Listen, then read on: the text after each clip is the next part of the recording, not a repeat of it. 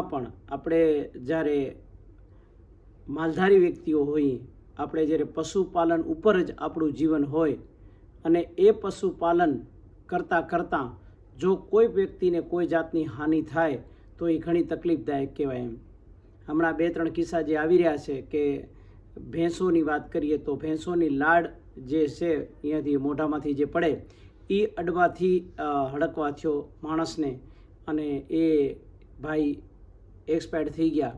બરાબર. વચમાં એક પીઆઈ છે એને હડકવાનો થયો હતો. બરાબર. બનાસકાંઠા જિલ્લાની વાત છે. બરાબર. એ બધા એની ડિટેલમાં હું તમારા સાથે ચર્ચા કરીશ, તો તમે આ વિડીયોમાં જરૂર બન્યા રહેજો. અને આ વિડીયો છે ને તમે જેટલો બને ને એટલો વધારે શેર કરજો. એટલે શું છે કે આપણે જે બધા ભેંસો પાડીએ છીએ અને ભેંસોથી આપણો રોજગાર હાલે છે, એનું દૂધ વેચીને, કે ઘણા બધા ભેંસોના વેપારી પણ છે, તો બધા લોકોને આ વિડીયો ખૂબ અસર કરે છે. એટલે મહેરબાની કરી અને આ વિડીયો વધારે વધારે લોકો સુધી શેર કરજો, એટલે બધા લોકોને આની માહિતી મળે, સાચી માહિતી, અને એમાં લોકોને થતી હાનિથી લોકો બચી જાય. એટલા માટે લોક જાગૃતિ માટે, અને આપણો માલધારી સમાજ છે અને આ ભેંસો ઉપર જ આપણું જીવન છે, એટલા માટે ખાસ આજનો આ જે વિડીયો છે એ ભેંસો માટે છે. અને ભેંસોની જે સેફટી છે અને એના માટે થઈ અને આપણે વાત કરવાની છે. તો મિત્રો, આવો આપણે વાત કરીએ કે કેવી રીતના આખી ઘટના બની અને આપણે એની જાગૃતિ માટે શું શું પગલાં લેવા જોઈએ અને કેટલી આપણે કેર કરવી જોઈએ. તો આજનો વિડીયો આ ભેંસોને લઈને છે, તો વધારે વધારે લોકોને આ જો જે માલધારી છે એ ભેંસનું દૂધ દોઈ રહ્યો છે અને એક બુઘેણામાં ભરાઈ રહ્યો છે. તો 20 દિવસ પહેલાંની એક ઘટના હજી આપણે ઘણા ભૂલ્યા નહીં હોઈએ. અમદાવાદ શહેર પોલીસ કંટ્રોલ રૂમમાં ફરજ બજાવતા પોલીસ ઇન્સ્પેક્ટર વનરાજ માંજરિયાની તબિયત એકાએક લથડી ગઈ. તાબડતોબ એને સારવાર માટે દાખલ કરાયા, પણ બચી શક્યા નહીં. સારવારમાં ખબર પડી કે પીઆઈને તો હડકવા થયો હતો અને સવાલ એ થયો કે શું તેને કોઈ કૂતરું કેળ્યું હતું. તો તપાસ કરી તો ખબર પડી કે એણે કોઈ એક કૂતરો પાડ્યો હતો, એનો નખ માત્ર એને લાગી ગયો હતો અને એના કારણે પીઆઈને હડકવા થયો હતો. આવી એક ઘટના બનાસકાંઠાના વડગામની છે અને કોઈ પ્રાણીએ બચકું ભર્યું નહોતું, છતાં માત્ર લાડ અડવાને કારણે યુવકને હડકવા થયો અને એનું મૃત્યુ થઈ ગયું. તો આવી રીતના જે એક ઘટના એવી પણ છે બનાસકાંઠા જિલ્લાના વડગામ તાલુકાના ઘોડિયાલ ગામમાં કે 26 સપ્ટેમ્બરે એક ઘટના બની. 25 વર્ષનો યુવાન મિલન ચૌધરીનું મૃત્યુ થયું. ઘટના એકદમ જ આશ્ચર્યજનક હતી, કારણ કે મિલન ચૌધરીનું મૃત્યુ હડકવાને કારણે થયું હતું. જી ના, તમે સમજો છો એવું નથી કે કૂતરું નહોતું કરડ્યું, એને હડકાઈ ભેંસની લાડનું ઇન્જેક્શન થઈ ગયું, એના કારણે મિલને જીવ ગુમાવ્યો. અને આ મોતથી ઉત્તર ગુજરાતના પશુપાલકોમાં એક ડરનો માહોલ પેદા થયો છે, કારણ કે મૃતક યુવક પોતે પશુપાલક હતો અને ભેંસને ઘાસચારો નાખતા ભેંસના મોઢાની લાડ, એને કહેવાય સ્લાઇવા અંગ્રેજીમાં, એના શરીરમાં પહોંચી ગઈ હતી અને એને લીધે એને આ ઇફેક્ટ થયો હતો. અને એનાથી વિશેષ આપણે વાત કરીએ તો મૃતક મિલને હડકવા વિરોધી રસી લીધી નહોતી. આ વિસ્તારના પશુપાલકોમાં ભય છે, કારણ કે ગુજરાતમાં સૌથી વધારે બનાસકાંઠામાં દૂધડા પશુ છે.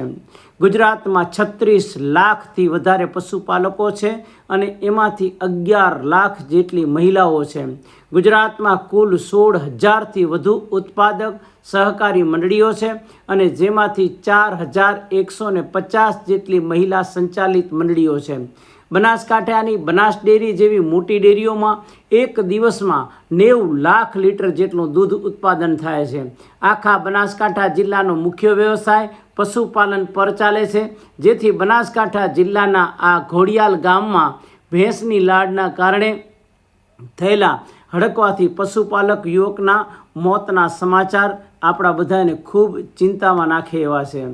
કારણ કે મૃતક મિલન ચૌધરી નામનો યુવક વડગામના ઘોડિયાલ ગામમાં પોતાના પરિવાર સાથે રહેતો હતો અને એ ગામમાં જ્યારે આ ઘણી બધી ખબર પડી ત્યારે એ યુવકના માતા અને બહેન કંઈ પણ બોલી શકવાની સ્થિતિમાં નહોતા, જેથી એ લોકો સાથે એ લોકોએ વાત કરવાનું ટાળ્યું હતું. પરિવારના અન્ય સભ્યો સાથે વાતચીત કરી, પરંતુ હાલમાં શોકમાં ડૂબેલા પરિવારમાંથી કોઈ પણ કેમેરાની સામે બોલવા માટે તૈયાર નહોતું. એમણે બધી જ ઓફ કેમેરા માહિતી આપી હતી. પરિવારમાં મૃતક યુવક મિલનના માતા ઘરકામ કરે છે અને મિલનની બેન કોલેજમાં ભણે છે. મિલનના પિતા પ્રણભાઈ ચૌધરી 2021માં કોરોનામાં મૃત્યુ પામ્યા હતા. ઘરમાં માત્ર એક મિલન એ આ કામ કરવાવાળો દીકરો હતો. 4 વર્ષ પહેલાં પિતા, અત્યારે દીકરાનું મોત થતાં આ માતા અને બેન એકદમ નોંધારા બની ગયા છે. મિલન ગામમાં જ કાજુ બનાવવાની ફેક્ટરીમાં કામ કરતો હતો અને સવાર સાંજ પોતાના ખેતરના કૂએ પશુઓનું દૂધ દોતો હતો અને એનો આ વેપાર કરતો હતો. છેલ્લા 6 મહિનાથી હડકવા થયેલી ભેંસનું દૂધ દોતો અને ઘાસચારો આપતો હતો.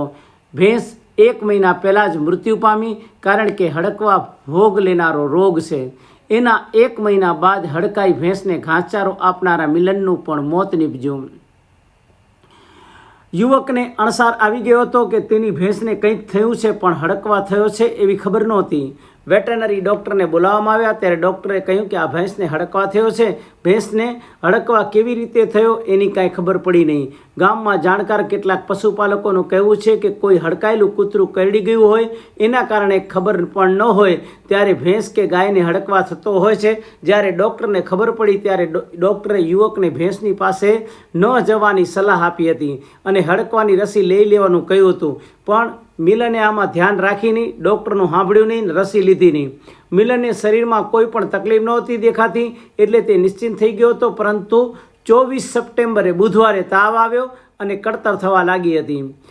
એટલે આ જ વ્યક્તિએ જ્યારે આ વસ્તુ એને થતી હતી ત્યારે એણે ડૉક્ટર પાસે ગયો અને ચેકઅપ કરાવ્યું હતું. અને એમાં પણ ખરેખર કયા કારણે આનું મોત થઈ શકે, ભેંસની લાળ યુવકના શરીરમાં કેવી રીતના પ્રવેશી હડકવા થયો હતો, તે પછી યુવકે રસી કેમ ન લીધી, યુવકને ક્યારે ખબર પડી કે તેને હડકવા થયો અને ભેંસને હડકવા થયો હતો કેવી રીતે ખબર પડી.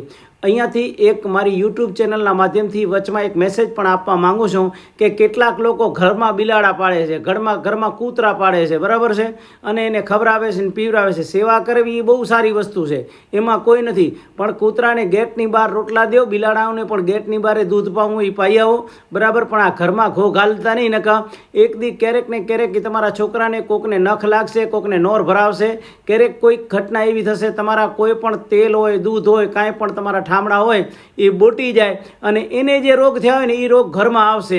પછી કેન્સરના રોગ હોય તો ભલે, ડાયાબિટીસના હોય તો ભલે, આ હડકવાના હોય તો ભલે. આ બધા પ્રાણીઓ છે ને એ જંગલના છે, ઓકે, એ ઘરમાં પાડવાના વસ્તુ નથી, બરાબર. અને એમાં પણ ઘણા લોકો એ ઓલી બિલાડી વિયાય ને એની કાંઈક ઓલું રાખે છે ઘરમાં, અને પછી મારા કને આવ્યા હતા કે મહારાજાની પૂજા કરી દેવાની. પૂજાઓ કાંઈ હોય નહીં, બરાબર. આવી અંધશ્રદ્ધામાં ઘલાય નહીં. મહેનત કરો તો ભગવાન રૂપિયા દે, બાકી કાંઈ બિલાડીના આ બધી કાંઈ વસ્તુ રાખવાથી કાંઈ રૂપિયા આવે નહીં. કોકે બિલાડી વિયાણીએ કરોડપતિ થવાય, કરોડપતિ તો એમને ભગવાન ઠાકર મારો રીઝે ને તમે મહેનત કરો તો કરોડપતિ થવાય, બરાબર. કે બિલાડાને કૂતરા પારવાથી કોઈ કરોડપતિ થવાય નહીં. એટલે આવી અંધશ્રદ્ધામાં રહેવાનું નહીં, બરાબર. નકા કોઈ આપણે માણસ ક્યારેક ઘરનો ગુમાવવાનું થાય. તો આપણે વાત કરીએ મેન વાત ઉપર આવી પાલનપુરની.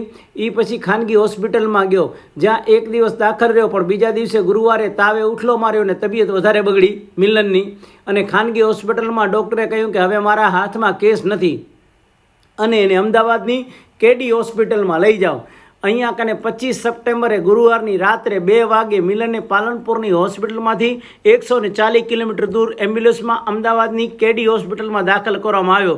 મિલનની સાથે તેના ગામ ઘોડિયાલથી બધી ગાડીઓ ભરીને કેડી હોસ્પિટલ પહોંચ્યા. અહીં ડૉક્ટરે મિલનની પ્રાથમિક સારવાર કરી અને જરૂરી રિપોર્ટ કર્યા, જેમાં જાણવા મળ્યું કે મિલનને હડકવા થયો છે અને હડકવાને લગતી સારવાર શરૂ થઈ. તો પણ બીજા દિવસે 26 સપ્ટેમ્બરે શુક્રવારે મિલનનું મૃત્યુ થયું. કેડી હોસ્પિટલે યુવક આ જે મિલન છે એને મૃતક જાહેર કર્યો અને આના સેમ્પલ મહારાષ્ટ્રમાં પુણેની લેબમાં ટેસ્ટિંગ માટે થઈને મોકલી આપ્યા.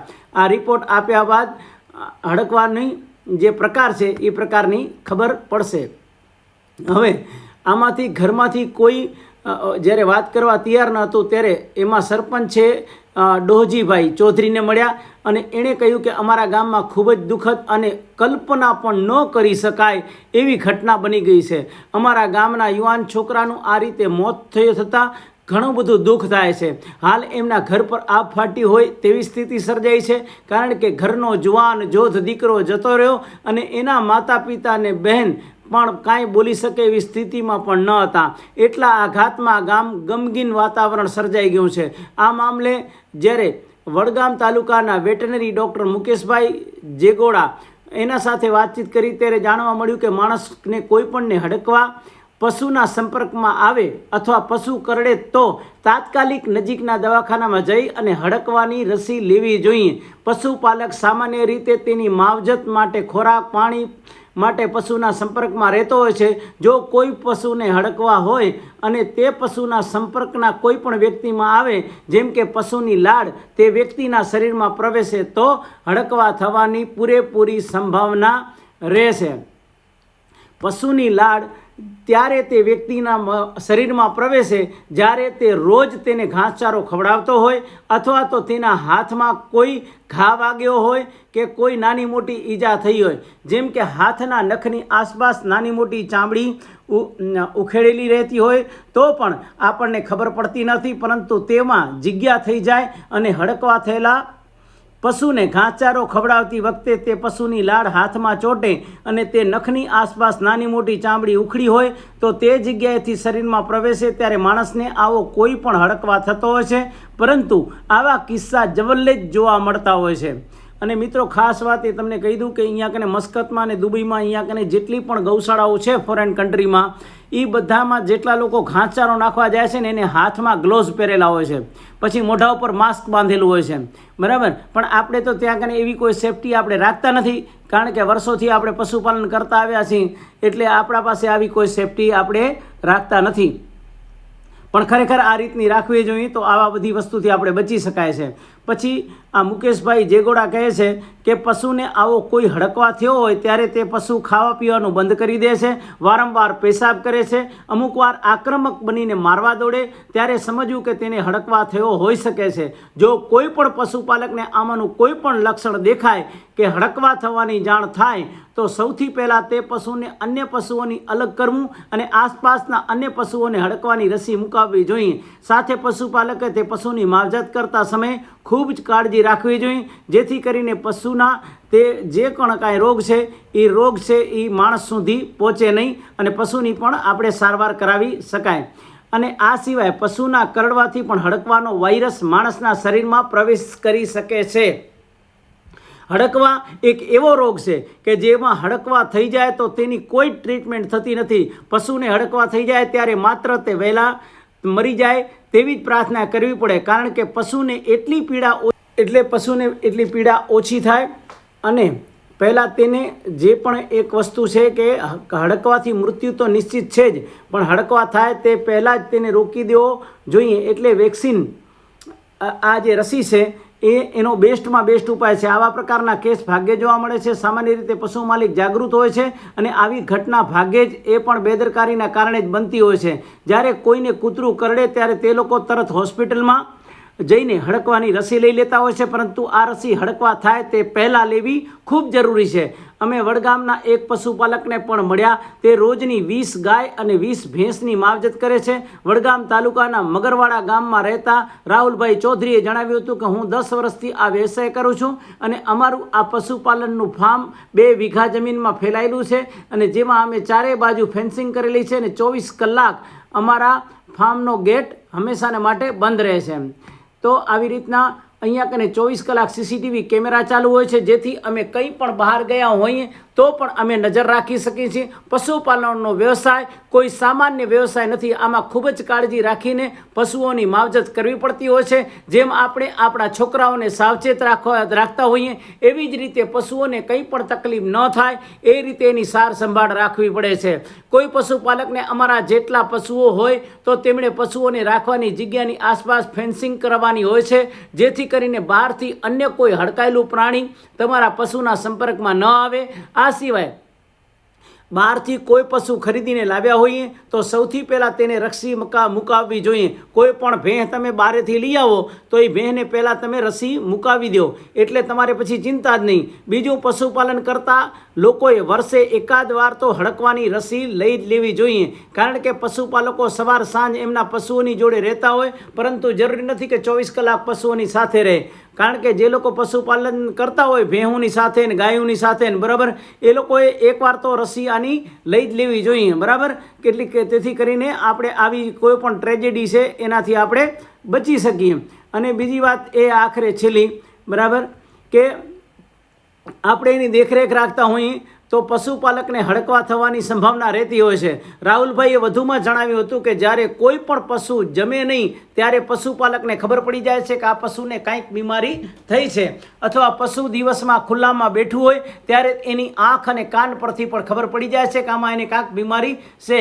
પશુની પ્રાથમિક સારવાર માટે થોડી દવાઓ રાખતા જ હોઈએ છીએ, જેને શરૂઆતમાં કોઈ બીમારીના લક્ષણ જણાતા આપી દઈએ છીએ. હાલમાં બનાસ ડેરી પશુ માલિકોને સારી સુવિધા આપે છે, જેમાં ઓનલાઈન વિઝિટ નોંધાવતા બનાસના પશુના ડોક્ટરો એ સ્થળે વધુમાં વધુ 1 કલાકમાં આવી જાય છે. આ વિઝિટ એને માત્ર ₹100 પડે છે. આમાં પછી ભલે પશુની દવા 5000ની આવે કે પછી કોઈ મોટું ઓપરેશન કેમ ના આવે, એને તો ફક્ત ₹100 જ આપવાના હોય છે. જ્યારે કોઈ પશુને આવી સામાન્ય તાવ જેવી બીમારી હોય ત્યારે દૂધ ડેરીમાં ભરાવાય, એમાં પણ કાંઈ વાંધો આવતો નથી. પરંતુ કોઈ પશુને ગંભીર બીમારી થઈ હોય ત્યારે એનું દૂધ ત્યાં કને ભરાવતા નથી. તો મિત્રો, આખી આ માહિતી આપી તમને, આખી ભેંસો વિશેની, એની માવજત વિશેની, તમારી સેફટી માટેની, અને જે પણ આ ઘટના ઘટી એ ઘટનાની વાત તમને કરી. તો મિત્રો, જો આ વિડીયો તમને સારો લાગ્યો હોય, આ માહિતી તમને સચોટ લાગતી હોય તો મિત્રો આ ચેનલને સબસ્ક્રાઈબ, લાઈક, અને જેટલા લોકો પાસે ભેંસો હોય એ બધા જ માલધારી મિત્રોને મહેરબાની કરીને આ વિડીયો એને બધાને શેર કરજો, અને બધાને કહેજો આ વિડીયો આખો જોવે, તેથી કરીને આટલી જાગૃતિ સમાજની અંદર લઈ આવી શકાય. તો આવતી કોઈ પણ એવી ઘટનાઓ હોય તો એ ઘટનાઓને આપણે રોકી શકીએ છીએ. તો મિત્રો, આ વિડીયો વધારે લોકોને તમે શેર કરો, અને આ ચેનલને સબસ્ક્રાઈબ કરવાનું ભૂલતા નહીં, કારણ કે સબસ્ક્રાઈબ કરવાનું મિત્રો હાવ મફતમાં છે, અને તમને રોજ નવી માહિતી અમે લોકો આપીએ છીએ. એક વિડીયો બનાવવા માટે ઓછામાં ઓછા 4-5 કલાક જાય છે. એટલું બધું સંશોધન કરવું પડે છે, એટલું બધું વાંચવું પડે છે, એટલું બધું એડિટિંગ કરવું પડે છે. આટલી બધી મહેનત કરતા હોઈએ તો તમારે એક ફ્રીમાં સબસ્ક્રાઈબ કરવામાં કોઈ નુકસાન નથી. એટલે મહેરબાની કરીને આ ચેનલ જેટલા લોકો જોવે એ બધા વિડીયોને સબસ્ક્રાઈબ કરજો. Thank you.